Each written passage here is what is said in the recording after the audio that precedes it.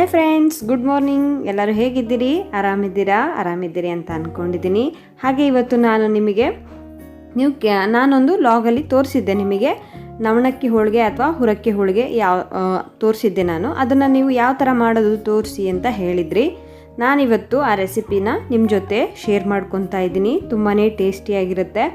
ಇದನ್ನು ನೀವು ಮಾಡಿಟ್ಕೊಂಡು ಬಾಕ್ಸಲ್ಲಿ ಹಾಕಿಟ್ಕೊಂಡ್ರೆ ಆರಾಮಾಗಿ 15 ಡೇಸ್ವರೆಗೂ ನೀವು ತಿನ್ಬೋದು. ಇದನ್ನು ಸಂಜೆ ಸ್ನ್ಯಾಕ್ಸ್ ಆಗಿ ಯಾವಾಗಾದರೂ ಸ್ವೀಟ್ ತಿನ್ನಬೇಕು ಅಂದಾಗೆಲ್ಲ ಇದನ್ನು ತಿನ್ನಬಹುದು. ಇದಕ್ಕೆ ಹೇಗೆ ಮಾಡ್ಕೊಂಬರೋದು ಅಂತ ನೋಡ್ಕೊಂಡು ಬರೋಣ ಬನ್ನಿ.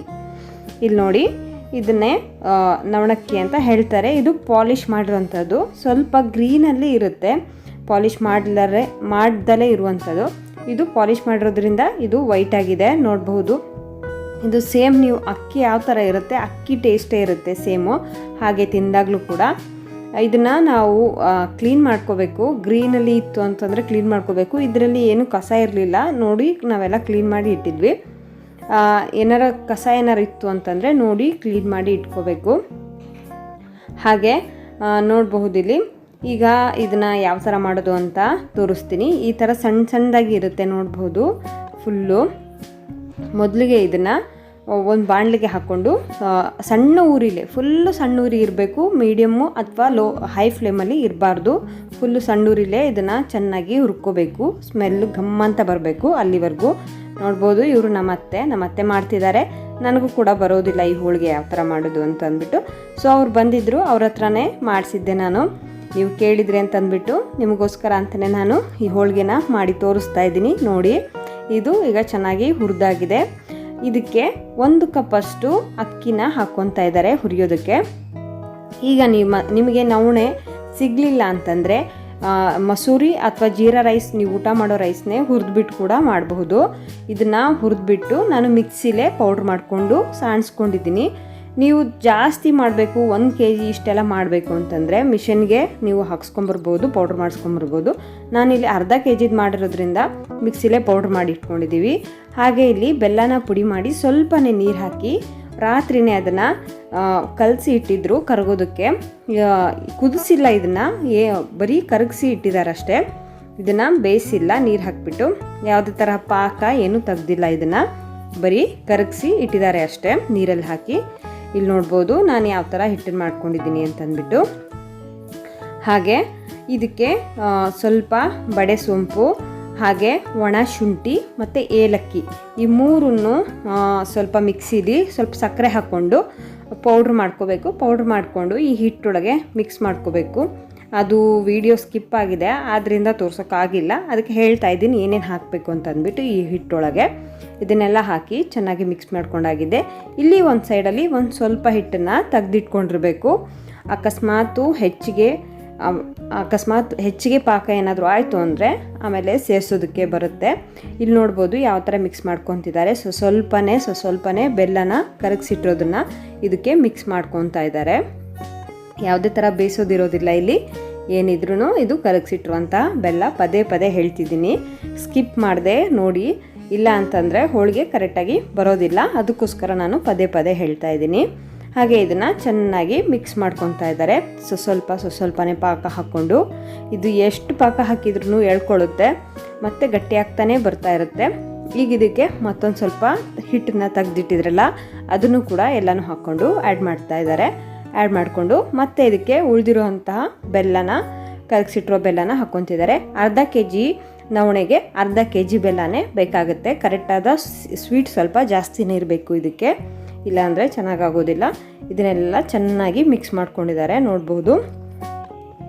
ಎಲ್ಲ ಚೆನ್ನಾಗಿ ಮಿಕ್ಸ್ ಮಾಡ್ಕೊಂಡಾದ ನಂತರ ಇದನ್ನು 2 to 3 hours ಹಾಗೇ ನೆನೆಯೋದಕ್ಕೆ ಬಿಡಬೇಕು.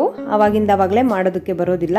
ಈಗ ಕಜ್ಜಾಯ ಎಲ್ಲನೂ ಯಾವ ಥರ ನೀವು ಮಿಕ್ಸ್ ಮಾಡಿ ಒಂದು ದಿನ ನೈಟ್ ಇಟ್ಟು ಬೆಳಗ್ಗೆ ಮಾಡ್ತಿರಲ್ಲ, ಅದೇ ಥರ ಇದು ಬೇಕಿದ್ರೆ ನೀವು ನೈಟು ಮಾಡಿಟ್ಟು ಬೆಳಗ್ಗೆ ಕೂಡ ಮಾಡ್ಕೋಬಹುದು.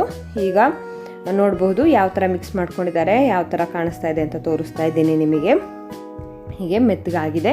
ಇದನ್ನು ಎಷ್ಟೇ ನೀವು ಮೆತ್ತಗೆ ಮಾಡಿದ್ರೂ ಮತ್ತೆ ನೀವು 2 to 3 hours ಬಿಟ್ಟ ಮೇಲೆ ಗಟ್ಟಿಯಾಗುತ್ತೆ, ಹೂರ್ಣದ ರೀತಿಯೇ ಆಗುತ್ತೆ. ನೀವು ಹೋಳಿಗೆ ಮಾಡೋಷ್ಟು ಕರೆಕ್ಟಾಗಿ ಆಗುತ್ತೆ. ಅರ್ಧ kg ಬೆಲ್ಲಕ್ಕೆ ಅರ್ಧ kg ನವಣೆ ಹಿಟ್ಟು ಕರೆಕ್ಟಾಗಿ ಇರಬೇಕು ಎರಡು. ಇಲ್ಲ ಸ್ವಲ್ಪ ಕಡಿಮೆ ಬಿತ್ತು ಅಂತಂದರೆ ಸ್ವಲ್ಪ ಸಕ್ಕರೆನ ಕೂಡ ಸಕ್ಕರೆನ ಸ್ವಲ್ಪ ಕರಗಿಸ್ಕೊಂಡು ಇದಕ್ಕೆ ಮಿಕ್ಸ್ ಮಾಡ್ಕೋಬಹುದು. ನಂತರ ಇದನ್ನು ಚೆನ್ನಾಗಿ ಕೈಯಲ್ಲೇ ಕಲಿಸ್ಕೊತಿದ್ದಾರೆ. ಎಲ್ಲ ಸ್ವೀಟು ಚೆನ್ನಾಗಿ ಮಿಕ್ಸ್ ಆಗಬೇಕು. ಇಲ್ಲಿ ಸ್ವಲ್ಪ 1-2-3 ಟೀ ಸ್ಪೂನಷ್ಟು ಸಕ್ಕರೆನ ಕರಗಿಸ್ಕೊತಾ ಇದ್ದಾರೆ. ಅದನ್ನು ಕೂಡ ಇದಕ್ಕೆ ಹಾಕಿದ್ರು. ಯಾಕೆ ಅಂದರೆ ಇದು ಸ್ವಲ್ಪ ಸ್ವೀಟಾಗಿರಬೇಕು, ಅದಕ್ಕೋಸ್ಕರ, ಇಲ್ಲಾಂದರೆ ಚೆನ್ನಾಗಿರೋದಿಲ್ಲ ತಿನ್ನೋದಕ್ಕೆ. ಈಗ ಕರಗಿಸ್ಕೊಂಡಿದ್ದಾರೆ ಎಲ್ಲನೂ. ಸಕ್ಕರೆನ ಕರಗಿಸ್ಕೊಂಡಿರೋ ಸಕ್ಕರೆ ಕೂಡ ಇದಕ್ಕೆ ಹಾಕ್ಕೊಂಡು ಆ್ಯಡ್ ಮಾಡಿಕೊಂಡು ಚೆನ್ನಾಗಿ ಮಿಕ್ಸ್ ಮಾಡ್ಕೊತಾ ಇದ್ದಾರೆ. ಇದು ಗಟ್ಟಿಯಾಗಿ ಮಿಕ್ಸ್ ಮಾಡಬಾರ್ದು, ಸ್ವಲ್ಪ ಮೆತ್ತಗೆ ತೆಳ್ಳಗೆ ಮಿಕ್ಸ್ ಮಾಡಬೇಕು. ಇಲ್ಲಿ ಒಂದು ಹತ್ರ ಹಿಟ್ಟನ್ನ ರೆಡಿ ಮಾಡ್ಕೊತಾ ಇದ್ದೀನಿ.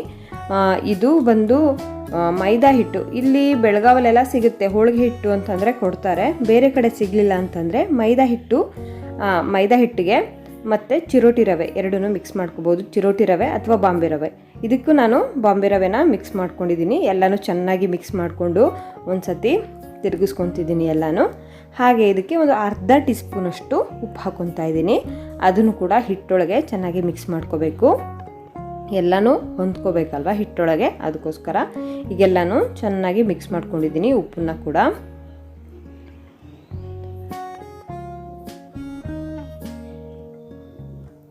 ಹಾಗೆ ಇದೆಲ್ಲ ಮಿಕ್ಸ್ ಮಾಡ್ಕೊಂಡಾದ ನಂತರ ಒಂದು 3-4 ಟೀ ಸ್ಪೂನಷ್ಟು ಎಣ್ಣೆನ ಚೆನ್ನಾಗಿ ಬಿಸಿ ಮಾಡೋದಕ್ಕೆ ಇಡಬೇಕು.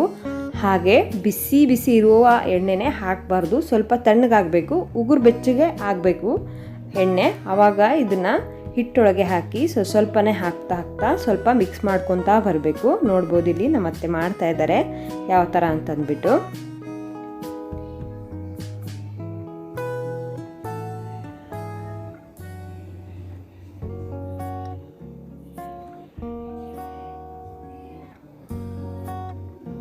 ಈಗೆಲ್ಲ ಎಣ್ಣೆನೂ ಹಾಕ್ಕೊಂಡು ಇದಕ್ಕೆ ಮಿಕ್ಸ್ ಮಾಡ್ಕೊಂಡಿದ್ದಾರೆ.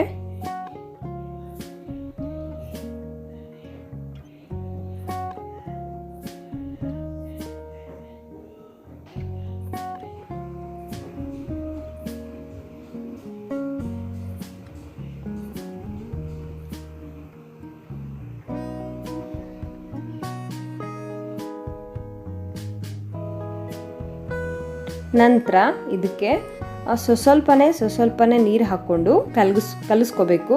ನೀವು ಹೋಳಿಗೆಗೆಲ್ಲ ಯಾವ ಥರ ಕಲಿಸ್ಕೊತೀರಿ ಆ ಥರನೇ ಮೆತ್ತಗೆ ಕಲಿಸ್ಕೋಬೇಕು. ತುಂಬಾ ಗಟ್ಟಿನೂ ಇರಬಾರ್ದು, ತುಂಬ ತೆಳ್ಳಗೂ ಇರಬಾರ್ದು. ಮೀಡಿಯಮ್ ಹದದಲ್ಲಿ ಚೆನ್ನಾಗಿ ಕಲಿಸ್ಕೋಬೇಕು. ಇದನ್ನು ತಣ್ಣೀರಲ್ಲೇ ಹಾಕಿ, ಏನು ಬಿಸಿನೀರೇನು ಹಾಕೋ ಅವಶ್ಯಕತೆ ಏನಿರಲ್ಲ.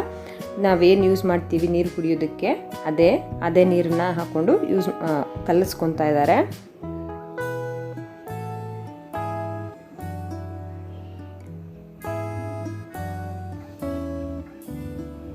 ಹೀಗೆಲ್ಲ ಕಲಿಸ್ಕೊಂಡು ಅದನ್ನು ಕೂಡ 1 to 3 hours ಬಿಟ್ಟಿದ್ದಾರೆ.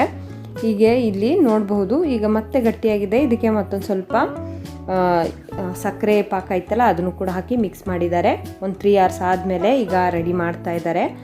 ಯಾವ ಥರ ಹೂರಣ ತುಂಬೋದು ಅಂತ ನೋಡ್ಬೋದು. ಸಣ್ಣ ಉಂಡೆಗಳನ್ನ ಮಾಡಿಕೊಂಡು ಯಾವ ಥರ ಮಾಡ್ತಿದ್ದಾರೆ ನೋಡಬಹುದು ನೀವು. ಈ ಥರ ಮಾಡಿಕೊಂಡು ಅದಕ್ಕೆ ಸ್ವಲ್ಪನೇ ಹೂರಣ ತೊಗೊಂಡು ಅದ್ರ ಮಧ್ಯದಲ್ಲಿಟ್ಟು ಸ್ಟಫ್ ಮಾಡಬೇಕು. ಕೈಗೆ ಸ್ವಲ್ಪ ಎಣ್ಣೆನ ಹಚ್ಕೊಂಡು ತೊಗೋಬೇಕು, ಇಲ್ಲ ಕೈಗೆ ಅಂಟತ್ತಿದ್ದು. ನೋಡ್ಬೋದು ಯಾವ ಥರ ಎಷ್ಟು ಸಣ್ಣದು ತೊಗೊಂಡಿದ್ದಾರೆ ಅಂತಂದ್ಬಿಟ್ಟು. ಈ ಥರ ಉಂಡೆನ ಮಾಡಿಕೊಂಡು ಅದ್ರ ಮಧ್ಯದಲ್ಲಿ ಇಟ್ಟು ನಾವು ಸ್ಟಫ್ ಮಾಡ್ಕೋಬೇಕು. ಜಾಸ್ತಿನೂ ಆಗಬಾರ್ದು ಹೂರಣ, ಸ್ವಲ್ಪನೂ ಆಗಬಾರ್ದು, ಇಲ್ಲ ಚೆನ್ನಾಗಿರೋದಿಲ್ಲ. ಇಲ್ಲಾಂದರೆ ಹೋಳಿಗೆ ಎಲ್ಲ ಒಡೆಯುತ್ತೆ. ನೋಡಿ ಈಗ ಒಳಗಡೆ ಸ್ಟಫ್ ಮಾಡಿದ್ದಾರೆ. ಇದೇ ಥರ ಎಲ್ಲ ಹಿಟ್ಟಲ್ಲೂ ಹೂರಣನ ತುಂಬಿಸಿ ಇಡಬೇಕು. ಜಾಸ್ತಿ ತುಂಬಿಸಿ ಇಡಬಾರ್ದು. 4-5 ತುಂಬಿಸಿಡೋದು, ಲಟ್ಸೋದು, ಆಮೇಲೆ ಕರಿಬೇಕು. ಹಾಗೆ ಇಟ್ಟರೆ ಮತ್ತೆ ಒಡೆದೋಗುತ್ತೆ ಹೋಳಿಗೆ. ಸ್ವಲ್ಪನೇ 4-5 ತುಂಬಿಸೋದು, ಮತ್ತೆ ಲಟ್ಸೋದು, ಮತ್ತೆ ಕರಿಯೋದು, ಮತ್ತೆ ನಂತರ ಮತ್ತೆ ಮಾಡಬೇಕು. ಅದನ್ನು ಹಾಗೆ ತೆಗ್ದಿಡಬಾರ್ದು. ತುಂಬಿಸಿ ಇಲ್ಲ ಎಲ್ಲ ಒಡೆದೋಗ್ಬಿಡುತ್ತೆ, ಹೂರಣ ಎಲ್ಲ ಹೊರಗಡೆ ಬರುತ್ತೆ. ಇಲ್ಲಿ ನೋಡ್ಬೋದು ಯಾವ ಥರ ಲಟ್ಟಿಸ್ತಾ ಇದ್ದಾರೆ ಅಂತಂದ್ಬಿಟ್ಟು. ರೌಂಡಾಗಿ ನೀವು ಪೂರಿ ಲಟ್ಟಿಸ್ತಿರಲ್ಲ ಸೇಮ್ ಅದೇ ಥರ ಇದು ಕೂಡ. ಆದರೆ ಟೇಸ್ಟ್ ಮಾತ್ರ ತುಂಬಾ ಚೆನ್ನಾಗಿರುತ್ತೆ. ಮೊದಲೇ ಹೇಳ್ದಂಗೆ ನವಣೆ ಸಿಗಲಿಲ್ಲ ಅಂತಂದರೆ ನೀವು ಅಕ್ಕಿಯಲ್ಲೂ ಮಾಡ್ಬೋದು. ಅಕ್ಕಿನೂ ಕೂಡ ಹುರಿದ್ಬಿಟ್ಟು ಅದನ್ನು ಪೌಡ್ರ್ ಮಾಡಿಕೊಂಡು ಮಾಡಬಹುದು. ಇಲ್ಲಿ ಸ್ವಲ್ಪ ಹಿಟ್ಟು ಹಚ್ಕೊಂಡು ಲಟ್ಟಿಸ್ಕೊತಾ ಇದ್ದಾರೆ.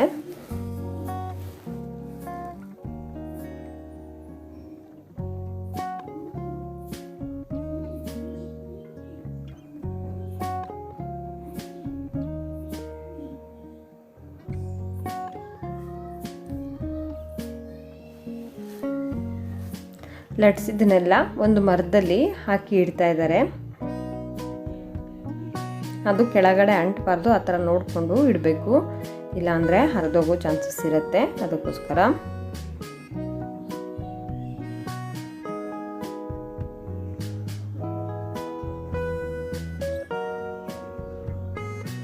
ಇಲ್ಲಿ ನೋಡಬಹುದು, ನಾನು ಒಂದು ಪಾತ್ರೆಯಲ್ಲಿ ಒಂದು ಸಣ್ಣ ಪ್ಲೇಟ್ನ ಉಲ್ಟಾ ಮಾಡಿ ಇಟ್ಟಿದ್ದೀನಿ. ಇದು ಯಾಕೆ ಅಂತಂದರೆ, ನಾವು ಕರಿತೀವಲ್ಲ, ಕರಿದ್ಮೇಲೆ ಇದ್ರ ಮೇಲೆ ಇಟ್ಟರೆ ಕೆಳಗಡೆ ಎಣ್ಣೆ ಎಲ್ಲ ಸೋರುತ್ತೆ, ಪೇಪರಲ್ಲಿಟ್ಟರೆ ಪೇಪರೆಲ್ಲ ಹೀರ್ಕೊಳ್ಳುತ್ತೆ.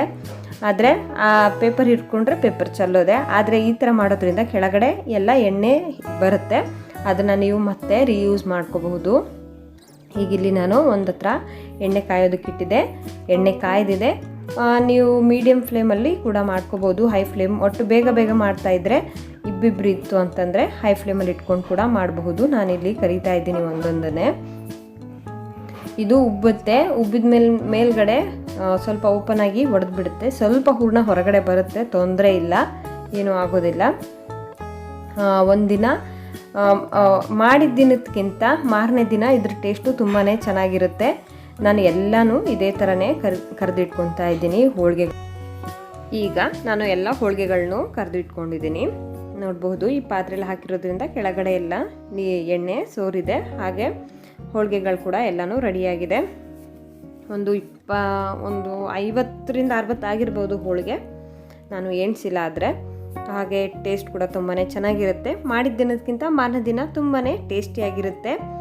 ಹಾಗೆ ಈ ರೆಸಿಪಿ ನಿಮಗೆಲ್ಲರಿಗೂ ಇಷ್ಟ ಆಗಿದೆ ಅಂದ್ಕೊತೀನಿ. ಇಷ್ಟ ಆದರೆ ಟ್ರೈ ಮಾಡಿ ಕಮೆಂಟ್ ಮಾಡಿ ನನಗೆ ಹೇಳಿ ಹೇಗೆ ಬಂತು ಅಂತ ಅಂದ್ಬಿಟ್ಟು.